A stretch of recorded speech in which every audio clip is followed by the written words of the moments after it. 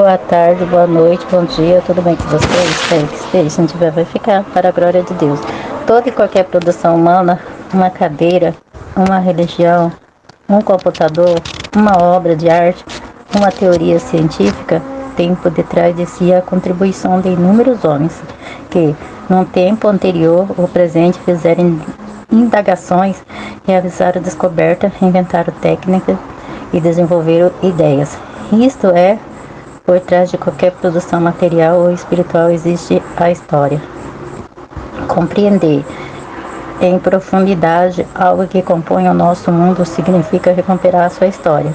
O passado e o futuro sempre estão no presente, como base constitutiva e como projeto. Por exemplo, todos nós temos uma história pessoal e nós tornamos pouco compreensivos e não recorremos a ela, a nossa perspectiva de futuro, para entendermos que somos e por que somos de determinada forma.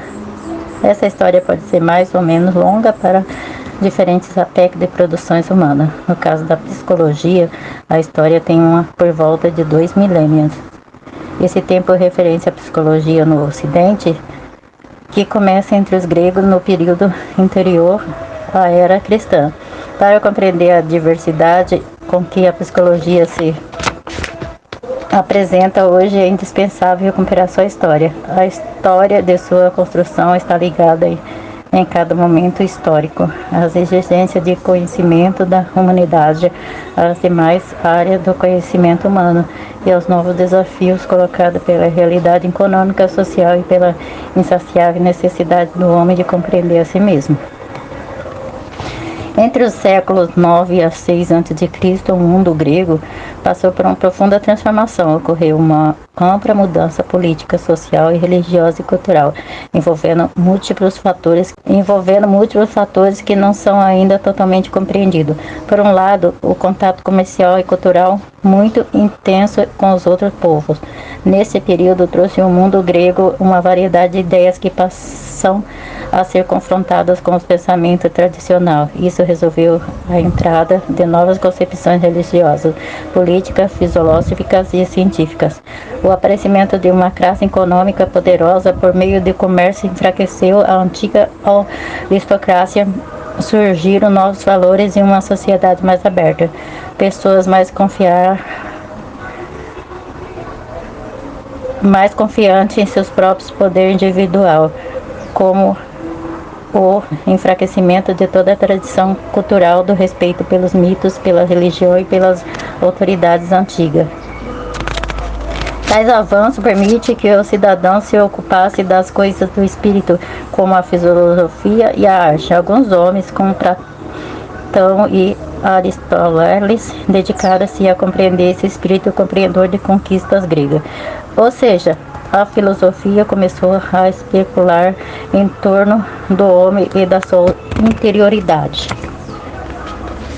E entre os filósofos gregos que surge a primeira tentativa de sintetizar uma psicologia. O próprio termo psicologia vem do grego, que significa alma, e de que significa razão. Portanto, a etimológica psicologia significa estudo da alma, e a alma, ou espírito, era conhecido como parte imaterial do ser humano, que abarcaria o pensamento, os sentimentos de amor e ódio, irracionalidade, o desejo, a sensação e a percepção. O filósofo grego procurava definir a relação do homem com o mundo por meio da percepção. Discutiu se o mundo existisse poucos homens ou ver se os homens veem o mundo que existe. Havia uma oposição entre a idealista, a ideia forma o mundo, e a modalista, a matéria que forma o mundo, já é dada para a percepção. Mas é com Sócrates, 469-399 a.C., que a psicologia na antiguidade ganha consistência. Sua principal preocupação era com o limite que separa o homem dos animais.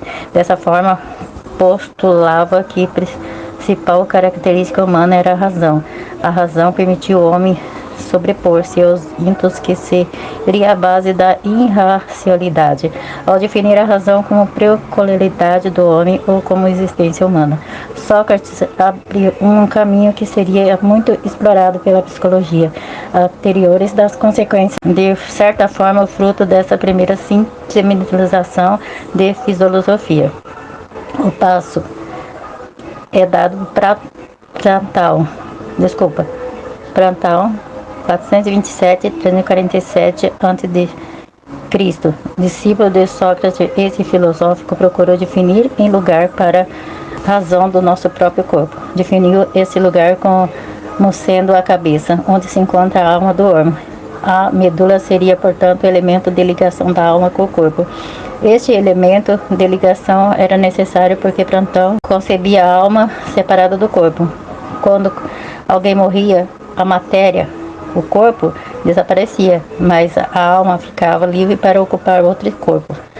Aristóteles, 384-322 a.C., discípulo de Platão, foi um dos mais importantes pensadores da história da filosofia. Sua contribuição foi inovadora ao postular que a alma e o corpo não podem ser dissociados. Para Aristóteles, seria o princípio ativo da vida. Tudo aquilo que cresce, se reproduz e se alimenta possui a sua flecha ou alma. Dessa forma, os vegetais e os animais e os homens teriam alma. Os vegetais teriam alma vegetativa que define pela função de alimentação e reprodução. Os animais teriam essa alma e a alma sensitiva que tem a fundação de percepção e movimento. E o homem teria dois níveis anteriores, a alma racional que tem a função pensante. Essa filósofa chegou a estudar a diferença entre a razão e a percepção e as sensações. Esse estudo está sistematizado no da Ânima, que pode ser considerado o primeiro tratado em psicologia. Portanto, 2.300 anos antes do advento da psicologia científica, o grego já havia formulado duas teorias. A platônica, que postulava a imortalidade da alma, e a concebia separada do corpo. Sem contar a teorostélica, que afirmava a mortalidade da alma e a relação de pertencimentos ao corpo. Oremos. Pai amado, Pai misericordioso, grande Deus, abençoa, meu Pai, essas pessoas, Senhor, estão nas tuas mãos, Senhor, ajuda elas, meu Pai, essas pessoas, meu Pai, que fazem a tua vontade, que fazem o teu querer, Senhor Deus, em nome de Jesus é que eu te peço, te agradeço, em nome do Pai, do Filho e do Espírito Santo. Fique todos na paz do Senhor Jesus.